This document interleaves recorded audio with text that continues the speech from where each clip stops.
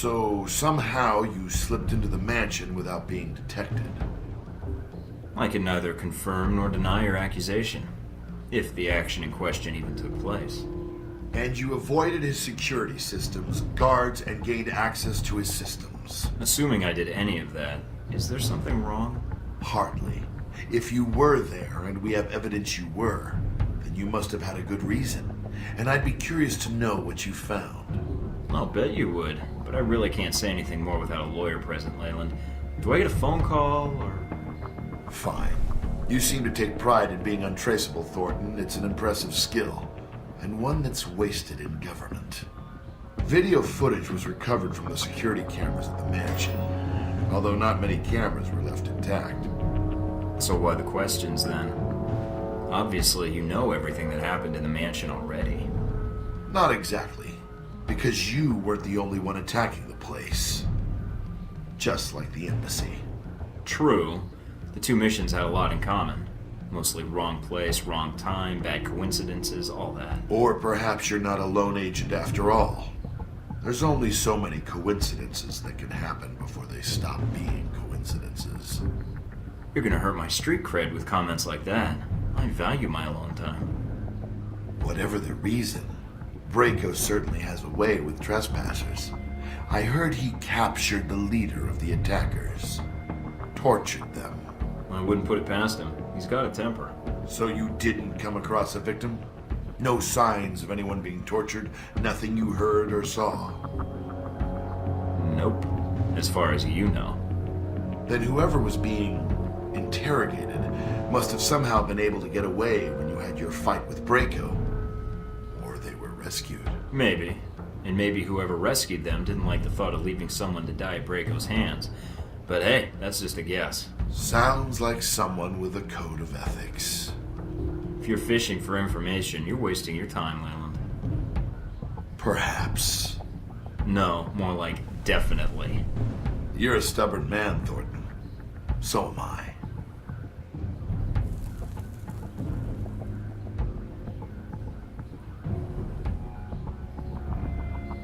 In the end, you found Braco and dealt with him. Yep. Got the intel I needed, closed the connection, and shut down your shipments. You got nothing. Yes. How embarrassing for us. Years of work ruined. It'll take us some time to find a new contact in Moscow. If we find one at all. You're thorough, Thornton, I'll give you that. For a minute there, I thought we'd underestimated you. That you might be too dumb to figure it out.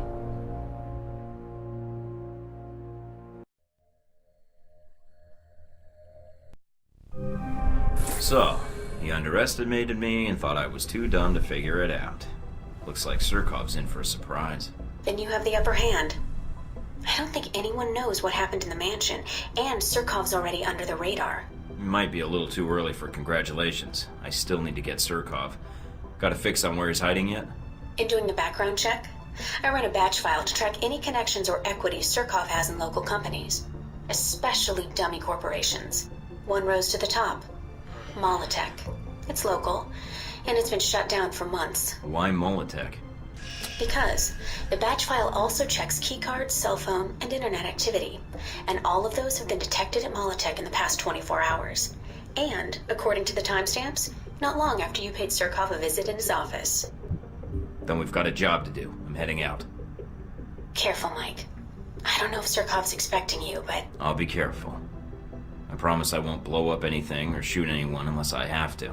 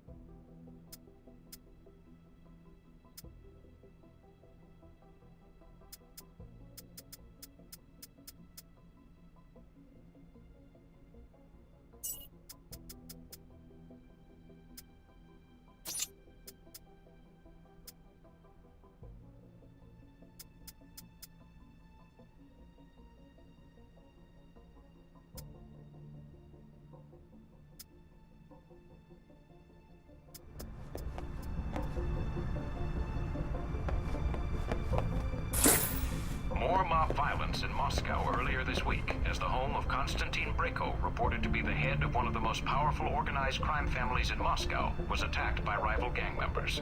Brayko himself was badly injured in the attack and was taken to St. Alesky Hospital for treatment. Police spokesmen say he will be charged as soon as he is well enough to be discharged. Mr. Brayko had no statement for the press, but as he was being loaded into the ambulance, he was heard to remark that the party responsible for the attack was an expletive American commando cowboy like the expletive offspring of Ronald Reagan and an expletive American ninja. Police spokesmen assure us that they are following all leads.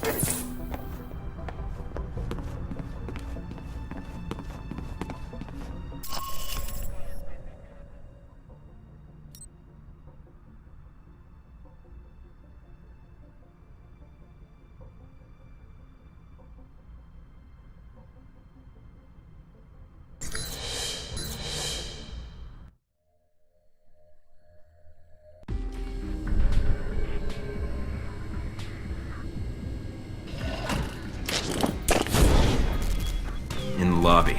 No secretary. Nothing on radio. Security system's quiet. Should I be concerned? You aren't already? Let's find Surkov. He's in the building somewhere.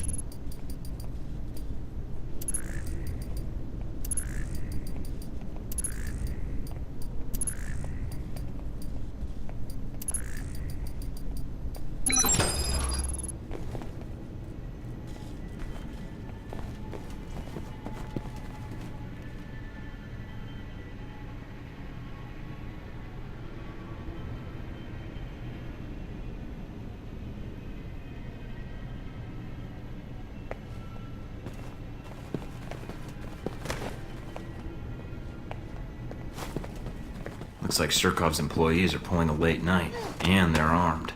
There must be more. I can't be too far away.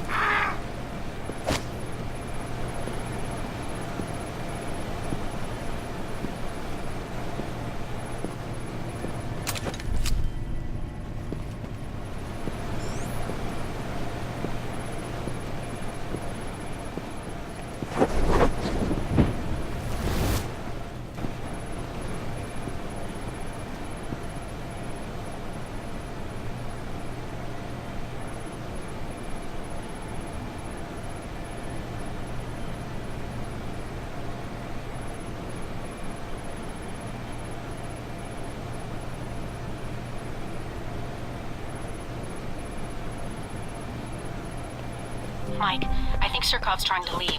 I just picked up a helicopter approaching on satellite. You won't get away that easily.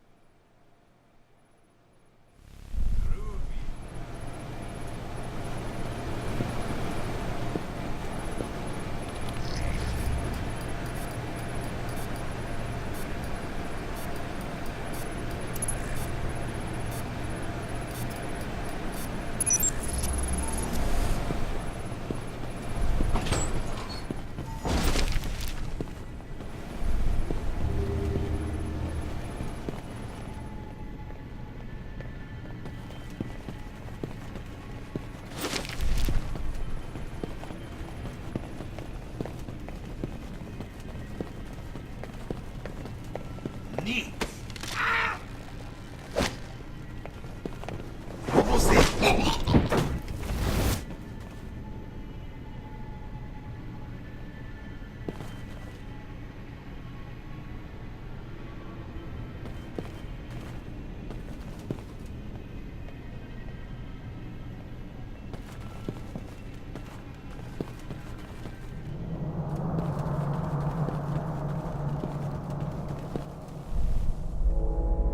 Mike, so, you returned to speak to me. Good. I was worried Constantine might get the upper hand, and of the two of you, you are a more reasonable man. You were the one working with Halbeck in Moscow, and you're gonna answer for that. The emphasis in your accusation should be on the past tense. But yes, that much is true. What, you've suddenly reformed? Gone legit? Michael, Halbeck approached me many years ago concerning weapons trafficking.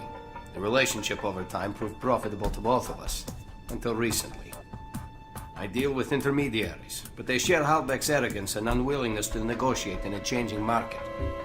Short-term profit in exchange for burning your bridges with Halbeck?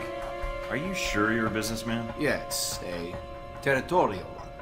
Halbeck and I don't agree on certain globalization practices. In the long term, our goals with regards to weapon distribution was an inequitable one. Mr. Thornton, we're talking now because I see an opportunity here for both of us to take down a common enemy. Interested? I will only make this offer once. And how could you possibly help me? I was in business with Halbeck for the past few years, Mr. Thornton. I keep meticulous records. I agree, and you hand them over? Yes. What do you want in exchange? Immunity? No, I simply want Halbeck out of my country, which will ensure greater profits for me in the long run. So we get rid of a greater evil in exchange for a lesser one. Welcome to the world, Mr. Thornton. But believe me, I seek to strengthen my country, and Halbeck seeks to weaken it. All right, you got a deal. Excellent. I will arrange to have the records transmitted to you, and as information develops, we shall speak more. I think Halbeck made a poor choice when they decided to set you up, Mr. Thornton. Let's prove that out, shall we? Nothing would make me happier.